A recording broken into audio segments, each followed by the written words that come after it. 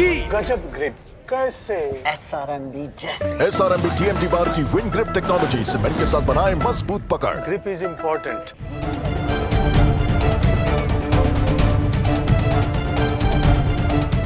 নমস্কার দর্শক বন্ধুরা, এক্সট্রা টাইম বাংলায় আপনাদের সকলকে স্বাগত। আমি রৌনক এবং এই মুহূর্তে রয়েছি মোহনবাগান ক্লাবে।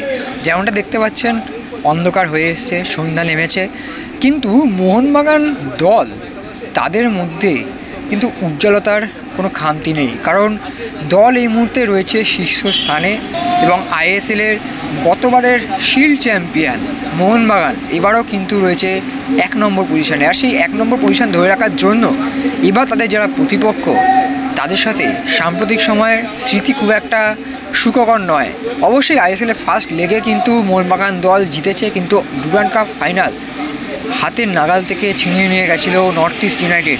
সেই নর্থ ইস্ট ইউনাইটেডের বিরুদ্ধে আবার খেলতে নামার আগে মোহনবাগান দলে কিন্তু বেশ চিন্তার কিছু বিষয় রয়েছে। চিন্তার বিষয় কি?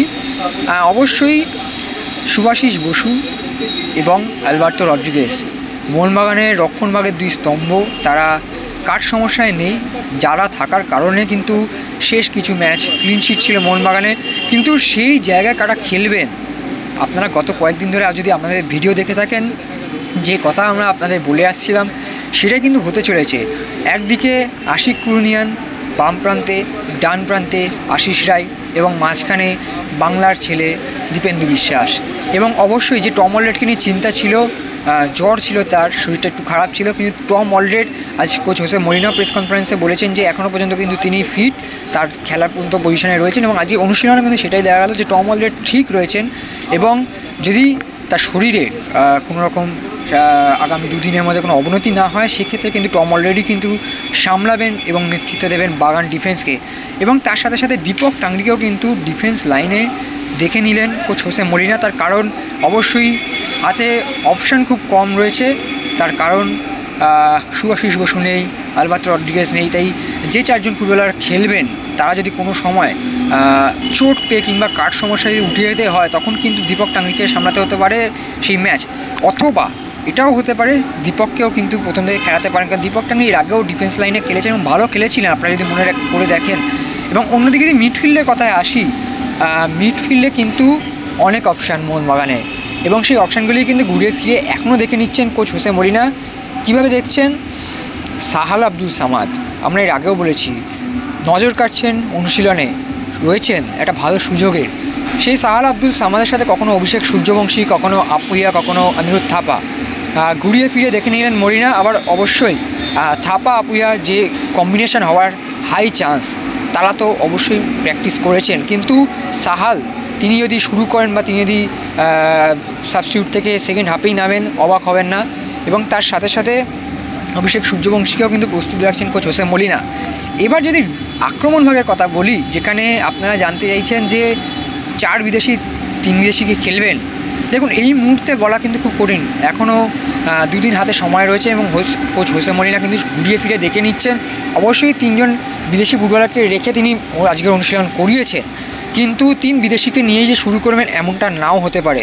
অবশ্যই 2 উইংয়ে লিস্টান কোলাসে মনবীর সিং, কিন্তু গ্রেগ স্টুয়ার্ট তিনি কিন্তু ফিরছেন, তিনি হয়তো 90 মিনিটই থাকবেন নর্থ ইস্ট ম্যাচে, এবং তিনি থাকলে কি হতে পারে তা কিন্তু 10 মিনিটেই বুঝে গেছিল চেন্নাই দল এবং নর্থ ইস্ট, তারাও কিন্তু জানে গ্রেগ স্টুয়ার্ট খেললে কী হতে পারে। এবং তার সাথে সাথে সামনে কিন্তু কখনো কখনো এমন দেখা গেছে জেসন কামিংস এবং জেমি ম্যাকলারেন একসাথে শুরু করছেন, অর্থাৎ জোড়া ফলা দিয়ে শুরু করছেন কোচ হোসে মরিনা। আবার কখনো কখনো এটাও দেখা গেছে দিমিত্রি পেত্রাতোস এবং যে গ্রেগ স্টুয়ার্ট দুজনেই একটু জেমি ম্যাকলারেন বা জেসন কামিংসের নিচ থেকে অপারেট করছে। তো এই হচ্ছে আজকে বাগানের অনুশীলন, এবং সেই বাগানের অনুশীলনে যেটা দেখা গেল, আমরা আগেও বলেছি যে আক্রমণ ভাগে নজর দিচ্ছেন, আক্রমণ ভাগে জোর দিচ্ছেন কোচ হোসে মরিনা। তার কারণ হচ্ছে ডিফেন্স এই মুহূর্তে যা অবস্থা, অবশ্যই ডিফেন্ডাররা চেষ্টা করবেন ক্লিনশিট রাখার, তবে যদি গোল হজম করতে হয় কোনো কারণে, সেক্ষেত্রে যাতে তার থেকে বেশি গোল করতে পারে মোহনবাগান, সেদিকেই নজর রাখছেন কোচ হোসে মরিনা। আজকের অনুষ্ঠান শুরুতেও দেখা যায় অ্যাসিস্ট্যান্ট কোচ কিংবা ফিজিও সবার সাথে কথা বলছেন মলিনা, এবং তিনি ভাবছেন কি করা যেতে পারে। এবং অন্যদিকে বিশাল কাহিত তিনি তার ছন্দে রয়েছেন, ধীরাজ সিং তিনিও কিন্তু একটি সুযোগের অপেক্ষায় রয়েছেন, কিন্তু বিশাল কাহিত অবশ্যই তিনি খেলবেন। এই ছিল আজকের মোহনবাগানের অনুশীলনের কিছু আপডেটস। কি করলেন তারা অনুশীলনের প্রথম 15 মিনিটে, সেই দৃশ্যও রইল আপনাদের জন্য।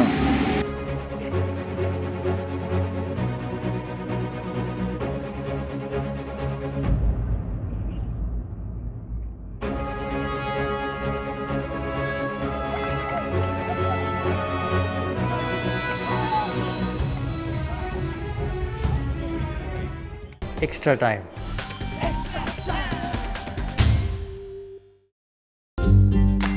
লেটেস্ট নিউজ আর এক্সক্লুসিভ ভিডিওর সঙ্গে আপডেট থাকতে এখনই সাবস্ক্রাইব করুন আমাদের ইউটিউব চ্যানেল। বেল আইকনে ক্লিক করতে ভুলবেন না যেন।